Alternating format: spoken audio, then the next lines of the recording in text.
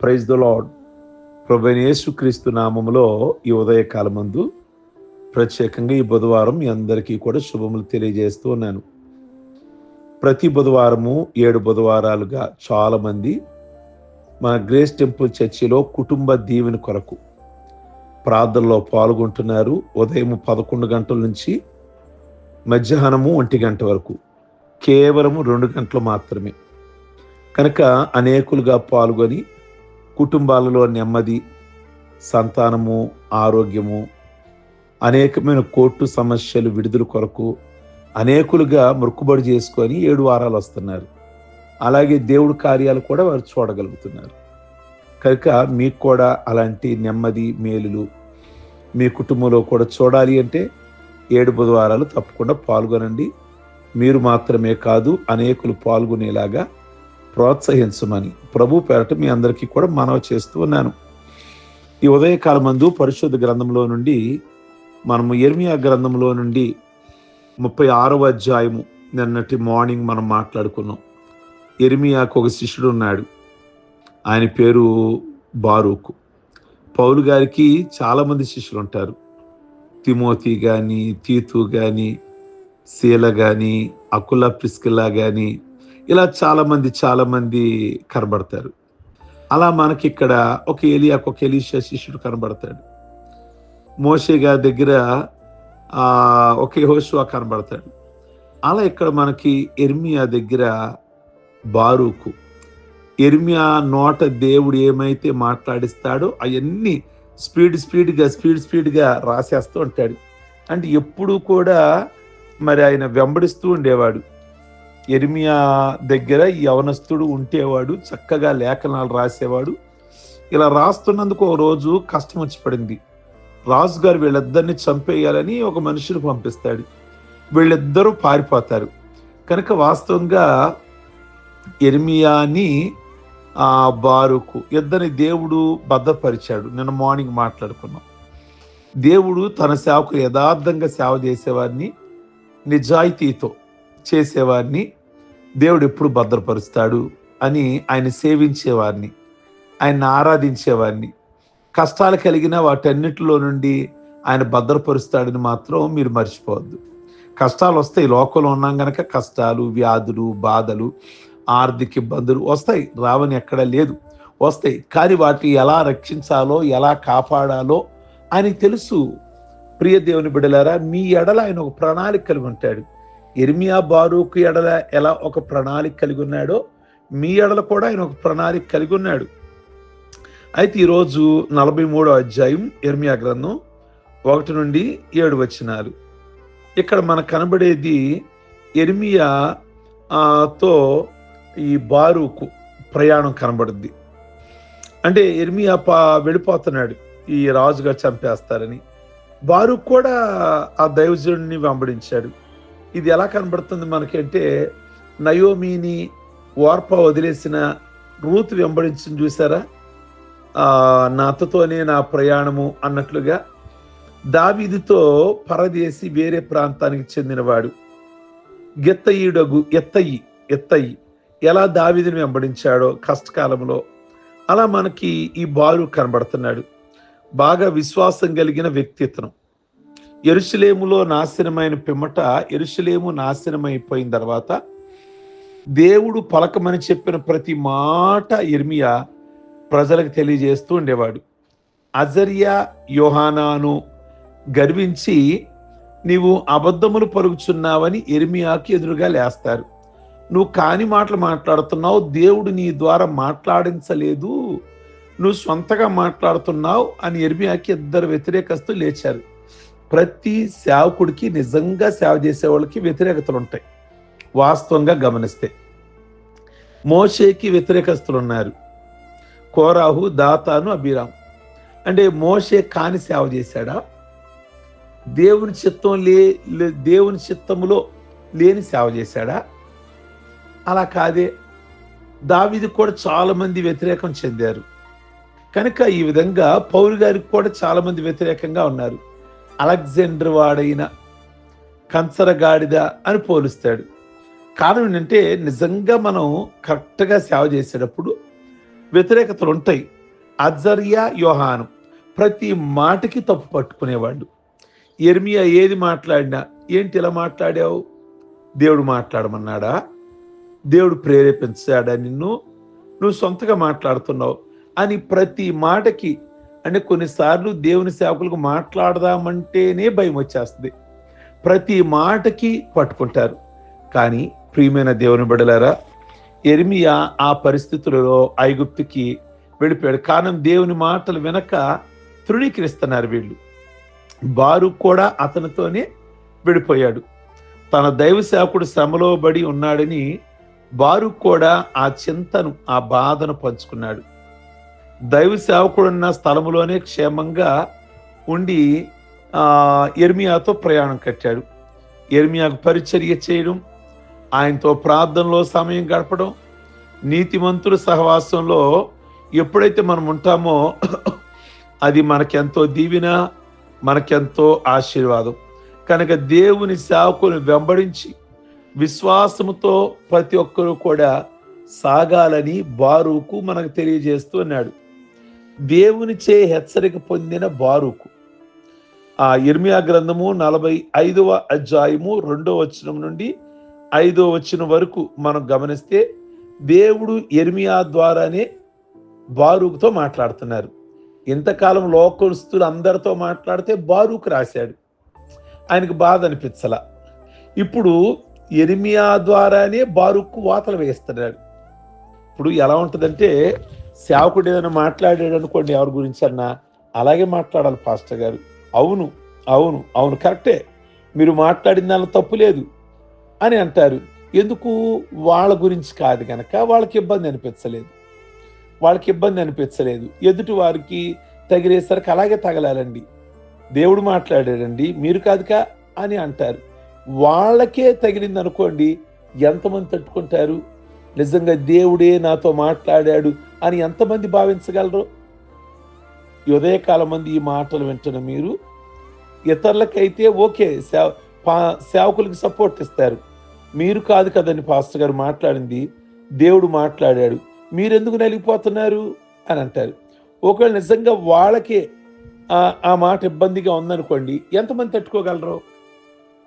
ఇప్పటివరకు యిర్మీయా మాట్లాడితే బారూకు రాశాడు, తెలియజేశాడు ఇజ్రాయెల్ గురించి వాతలు పడ్డాయని. ఇప్పుడు వాతలు ఎవరికి పడతాయి అంటే యిర్మీయా ద్వారా బారూకే తగులుతుంది.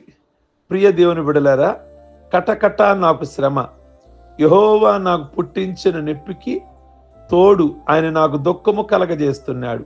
మూలుగు చేత అలసి ఉన్నాను, నాకు నెమ్మది దొరకదాయనాయను అని నీవు అనుకొనిచున్నావు కదా. నీ మనసులో నువ్వేమనుకున్నావు? నెమ్మది లేదు నాకు. బారూకు భక్తి విషయంలో ఆ శ్రమలలో కొంచెము తట్టుబాటు వచ్చినట్లుగా కనబడుతుంది. భక్తి కొద్దిగా సడిలినట్లుగా కనబడుతుంది. నిజంగా సేవకుడు తోడుగా ఉన్నాడు. సేవకుడు కష్టాలు వచ్చినప్పుడు ఈయనకి కష్టాలు వచ్చినాయి. సేవకుడు చెప్పిన మాటలు ఈయన వ్రాస్తే చించేశారు, అగ్నిలో వేశారు. యిర్మీయాతో పాటు పారిపోయాడు. అతను సుఖాన్ని కోరుకోలేదు. ఇతను కష్టం రాకపోయినా, యిర్మీయాకే కష్టం వచ్చినా ఆయన గారితోనే పారిపోతా, నాకు సుఖాలు అవసరం లేదనుకున్నాడు. అలాంటి వాడికి, బారూకుకి, యవనస్తుడికి కాస్త భక్తిలో తొట్టుపాటు. ఏమిటి అంటే, నాకే ఈ కష్టాలేంటి? ఐగుప్తుకు యిర్మీయాతోనే వచ్చా, నిరాశ దుఃఖం కలిగింది. నేను ఇలాంటి సమయం అంతా గడిపేస్తే నాకు భవిష్యత్తు ఏంటి? నేనేం కాబోతున్నాను? నా భవిష్యత్తు మార్గం ఏంటి అనే చింత ఎక్కువైపోతుంది. ఇలాగే పరిచర్య చేసుకుంటూ ఉంటే నా కుటుంబం ఏంటి, నా పరిచర్య ఏంటి, నా జీవితం ఏంటి, నా లైఫ్ ఏంటి, నా ఎదుగుదల ఏంటి అనే మనసు ఎందుకు వచ్చిందో వచ్చేసింది. ప్రియ దేవుని బిడ్డలారా, కొన్నిసార్లు సాతానుడు మంచిగా పరిచర్యలో సాగేటప్పుడు కొన్ని ఆలోచనలు కలిగిస్తాడు. కనుక నువ్వు ఆదివారం ఎలా చేస్తున్నావు, సుఖంగా ఇంటికి వెళ్ళిపోవచ్చు కదా అని ఒకవేళ నీకు ఆలోచన రప్పించాడు, నువ్వు గమనించలా. అప్పుడు నువ్వు గమనించలేదనుకోండి, నీ తోటి వారితో, నీ ప్రక్క వారితో మాట్లాడిస్తాడు. ఎందుకయ్యా ఈ పరిచర్య? అందరూ మందిరం వదిలేక వెళ్ళిపోలేదు ఇంటికి. నువ్వు ఒక్కడివే ఈగిసిలాడాలా? మేము వెళ్ళలేదా? భార్య పిల్లలతో హ్యాపీగా ఉండలేదా? నీకు అంత అవసరమా? కనుక మాకు లేనిది నీకు అంత అవసరమా అన్నట్లుగా మాట్లాడతారు. ఎవరు మాట్లాడారో కానీ బారూక్కి ఇప్పుడు ఆలోచన వచ్చింది. ఏంటి అసలు నా జీవితము అని వెంటనే దేవుడు గమనించాడు. దేవుడు మరలా జోక్యం చేసుకున్నాడు. ఎందుకు నువ్వు అలా ఆలోచిస్తున్నావు దిగాలుగా? నేను కట్టిన దాన్నే పడగొడుతున్నాను, నేను నాటిన దాన్నే పెలగిస్తున్నాను. ఈ ప్రకృతి అంతటికి ఇలాగే జరుగుతుంది అని దేవుడు బారూకుని హెచ్చరిస్తున్నాడు. నేను కడతాను, మళ్ళా నేనే పడగొడతా, నేనే నాడతాను, నేనే పీగుతాను. నిన్ను ఏర్పాటు చేసింది నేనే, కొద్ది గందరగోళానికి చేసింది నేనే, మళ్ళా దీవించేది నేనే. అంటే నీ మనస్తత్వం తెలుసుకుందామని మనుషులు చెప్పగానే రెల్లులాగా ఊగిపోతావేమోను అనుకున్నా అలాంటి మనసు వచ్చేస్తుంది నీకు. మనుషుడు చెప్పుడు మాటలకి లోబడిపోతున్నావు.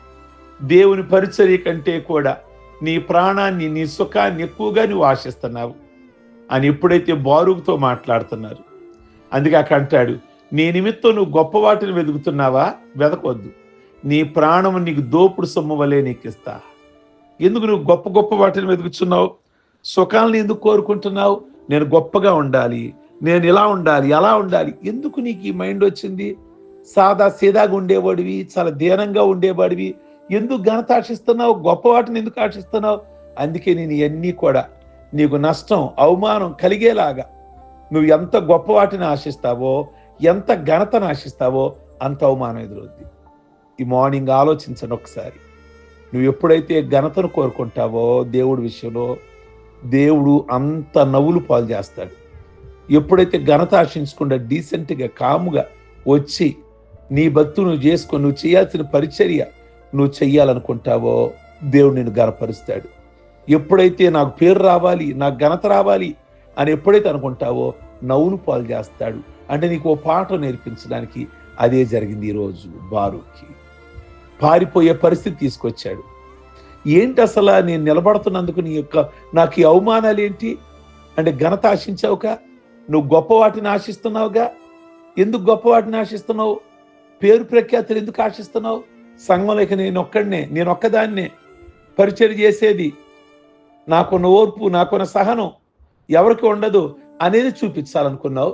నేను దాన్ని అనగదొక్కేశా. ప్రతి యవనస్తులు గమనించాలి, ప్రతి బిడ్డ గమనించాలి, ప్రతి విశ్వాసి, ప్రతి సేవకుడు గమనించాలి. నేను ఇంత గొప్ప ఉద్యోగిని కావాలి, అధికారిని కావాలి, అందగాడిని కావాలి, సినీ నటుడిని కావాలి, గొప్ప పేరులోకి రావాలి, పెద్ద టీవీ ప్రసంగకుడిని అయిపోవాలి, ఇలా తలంచు వారు ఎక్కువైపోతున్నారు. దేవుడు బారూకుని హెచ్చరించింది, నీ కొరకు గొప్ప వాటిని వెదకొద్దు. ఈ హెచ్చరిక ద్వారా దేవుని తలంపు ఏమిటంటే, బారూకు నువ్వు గొప్పవాడివి కావాలని తలంచి శ్రమలు తెచ్చుకున్నావు. నీ జీవితాన్ని, నీ భవిష్యత్తు నా చేతిలో పెట్టు.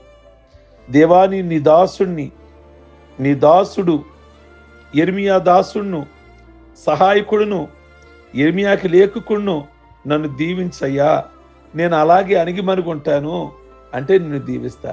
ఎందుకు గొప్ప వాటిని వెతుకుతున్నావు? ఎందుకు ప్రాధాన్యతను కోరుతున్నావు? అందుకే నీకు ఈ విధంగా పాఠం నేర్పించడానికి ఈ కష్టాలు. బారూకు యొక్క మధ్యలో తన భక్తి ఏ విధంగా సడిలిందో చూడండి. ఈరోజు మీ భక్తి కూడా కొంతకాలమైన తర్వాత సడలే పరిస్థితి తెచ్చుకుంటున్నారేమో. అలా కాకుండా విధేయులుగా అనగా ఎంత కాలమైనా, ఎంత లోబడి, ఎంత విధేయత, లోకానికి, సంఘానికి కనబడడానికి నీ పరిచర్య ఇష్టపడద్దు.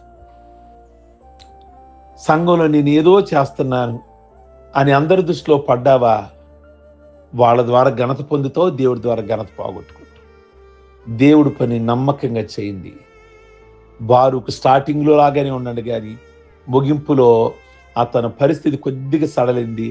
దేవుడు గుణపాఠం నేర్పించాడు, మళ్ళా దారిలోకి వచ్చేసాడు. ప్రార్థించుకుందాం. సర్వశక్తి కలిగిన తండ్రి, బారూకు గురించి నేను మార్నింగ్ ఈరోజు మీరు మాతో మాట్లాడారు. ఈ మాటలు మాకు దీవెనకరముగా, ఆశీర్వాదకరంగా ఉంచి, ఏ విషయంలోనైనా ఘనత కోరుకుంటే ఇప్పుడు ఆ ఘనత మా హృదయం నుంచి మా హృదయం నుంచి విడిపించి నమ్మకంగా మీ పని చేసేవారుగా, ఆత్మలు సంపాదించేవారుగా, మీ పరిచర్యను మా ద్వారా ప్రభువా మా వంతులో మేము నిలబడేవారుగా మేము ఎంత చేయగలుగుతామో అంత చేయడానికి మనుషులు దృష్టిలో పడితే మీ దృష్టిలో పోగొట్టుకుంటాం కనుక అట్టి అనుభవంలోనికి మమ్మల్ని నడిపించండి.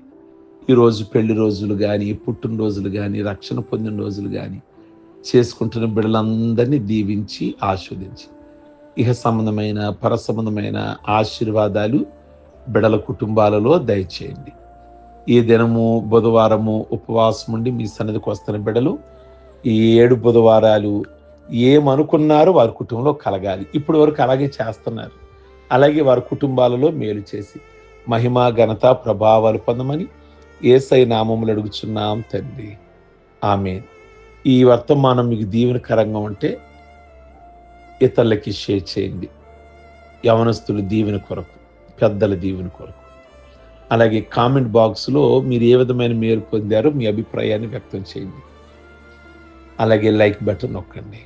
Okay, God bless you.